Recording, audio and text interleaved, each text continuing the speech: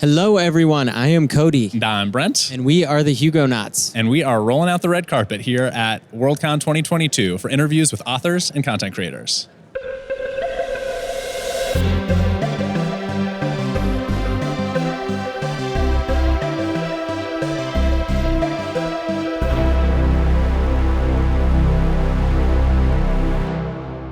All right, we are here with Olav and Amanda from the Unofficial Hugo Book Club fanzine. Thank you so much for being with us. Thank you for having us. Yeah, it's great to be here. So, first off, let's start with a traditional red carpet question with a little bit of a sci-fi tweak. If you could go out to dinner with any sci-fi author, who would it be? Oh, you know I'm going to say Ursula Le Guin. Like, she had an incredible life and came to sci-fi late, as I have. So, special place in my heart for her. Yeah. Love that. I think I'm going to go with a guy named Vercors, who was one name guy. Well, that was his pen name. He wrote one Hugo finalist novel in 1963, which was called Silva. It's a French novel translated into English by his wife, Rita Baris. But he lived the most intense, weird, and fascinating life of any science fiction author ever. His name, Vercors, came from his resistance name during World War II. Okay. He published a full novel during the occupation that was deliberately like an attack on the collaborationist government. It was illegal to publish or own. People were put to death for owning this book. Okay, and that's pretty badass. That guy lived an intense and amazing life and wrote a movie starring Burt Reynolds called Skullduggery, which is insane. And just, the man would be fascinating. I don't actually like his books, but if we're talking... The guy you want to meet? Oh, he would be fun. Love it. Love it. All right, so to kick things off a little bit, can you tell us, just first of all, just a little bit about your site for people who haven't seen it? What's on there? What are you guys doing?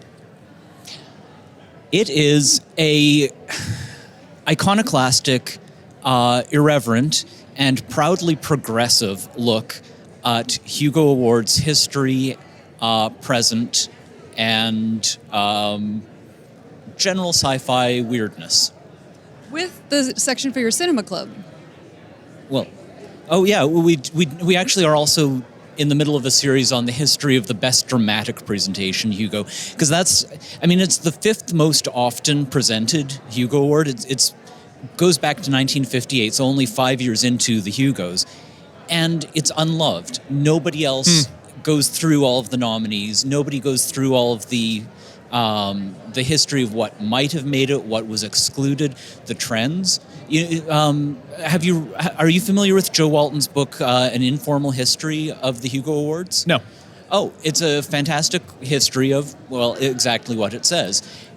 But she overlooks the dramatic presentation because she has never liked that award. Oh, interesting. Okay, so you're filling in the gaps. And after trying to watch a few of the movies from that period, I can understand why Joe might say that.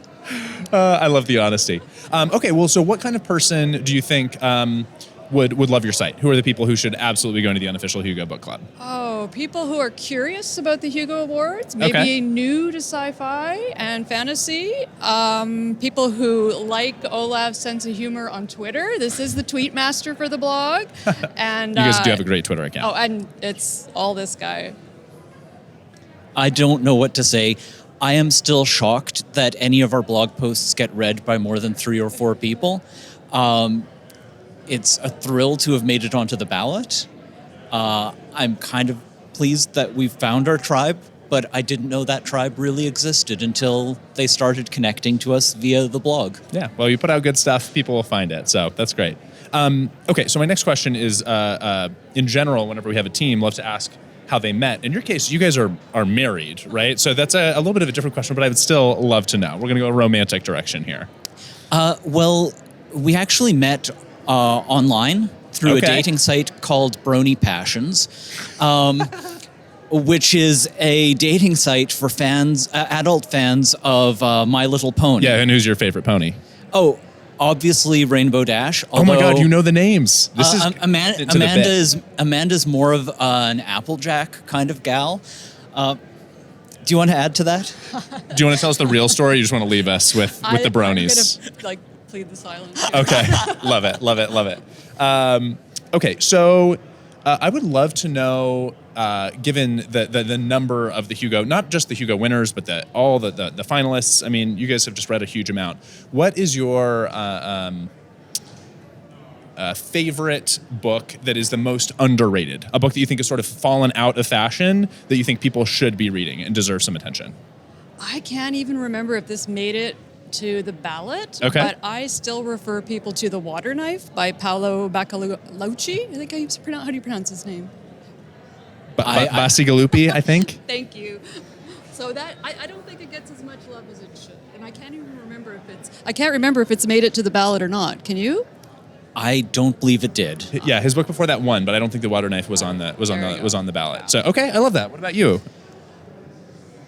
If we're talking finalists, in any category, I'm going to go, I'm going to go in terms of best novels. The most underrated best novel is Where Late the Sweet Birds Sang by Kate Wilhelm, who is actually better remembered for her contributions to the Clarion Writers Workshop. And she mentored a whole generation of writers. But she was I think, second woman to win Best Novel. And it's just this terrific, thoughtful, elegiac piece about cultural change, about gender environmental roles, collapse, environmental there's collapse. some Silent Spring vibes. Yeah, I also love it. And it's short, and it's actually, it was directly inspired by Silent Spring, the Rachel Carson book. So there's also a tie-in to government documents there. I was going to say, that book was just replete with references to government documents, which I hear brought up at this convention often. Okay, well, let's flip it. Amanda, what book do you think is the most overrated that people talk about all the time and maybe actually does not deserve the love that it gets? Oh, that's a dangerous question. It is a little dangerous, yes. We all got to say some dangerous things sometimes. I try to read Heinlein. Okay. There's a society and a love, and Olav is someone who appreciates that work, that body of work. It doesn't have to work for you? It doesn't work for me. Okay, I like that. What about you, Olav? Most overrated. Oh my God, there's so many. I don't even know where to begin. My most disliked Hugo winner is very easy to pick. The Gods Themselves. Isaac Asimov did not deserve the Hugo in 73. This is the one he wrote late, right? It's sort of mid-career for him, but it had been about 10 years since he'd published a novel. Okay. In science fiction. He'd been doing other things, all of his nonfiction work.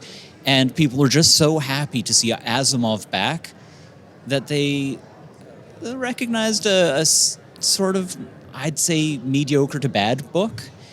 I think it's worse than what is usually considered to be the worst Hugo winner. They'd Rather Be Right, Clifton and Riley from 55, I think, which has more interesting ideas than I think most people give it credit for. Okay, I like that. All right, so let's talk about this year. What vote were you most excited to cast on your ballot this year? Other than, of course, I hope you guys voted for yourselves. That aside, in any other category, what was your vote you most wanted to cast? Oh, I think it has to be short story. Okay. And Unknown Number. Okay. That was just the use of Twitter as a medium and the narrative arc, and that it was just so much was packed into such a short work. And to me, that is a special type of art that needs to stand alone. When you can pack that kind of an emotional punch, have a full narrative arc, and use a medium that is not generally accepted as a traditional medium, I think that's pretty cool. Okay, love that. I had more difficulties voting this year than in any of the previous decade of ballots. It's so strong top to bottom. I loved seeing Adrian Tchaikovsky's Elder Race on there. He's a terrific writer and just a really nice person. So loved voting for him. Unknown Numbered was just a thrill to even see on the ballot, and I think that's... It's a wonderful use of the form. It's a really great story that's meant a lot to a lot of people. it's it's always a joy to get to vote for Alistair Stewart in one of the fan categories. Laura Lee Esther, the youngest person ever to be a Hugo finalist. I'm just going through the categories in my head.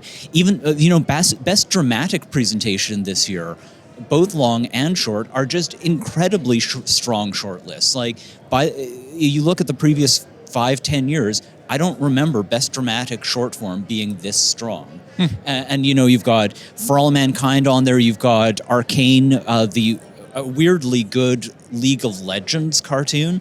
It's a diversity of forms and ideas that represent a wide range of the whole sci-fi community. So I don't know what my top pick of all categories is. It's just all wonderful, and I'm going to be thrilled cheering for whomever wins. Okay. All right. Last question. Who are you guys going to call if you win the Hugo this year? Who's your first call going to be? Well, I mean, we're here. I know. Well, that's what makes it interesting. You got my wife, my husband is the obvious answer. Yeah. You guys gotta come up with one. Oh, it feels like so many people are here at the con that are important. I don't know. What would you say? I know, it's hard. I'm not going to tell anybody.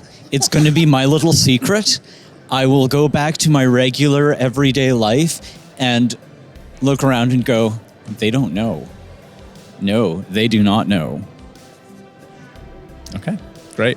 Well, it's been so wonderful talking with you guys. Thanks so much for coming and chatting with us, and good luck. We'll find out here in a couple hours. Thank you for having us. Yeah, it was great to be here. Cool. Cheers.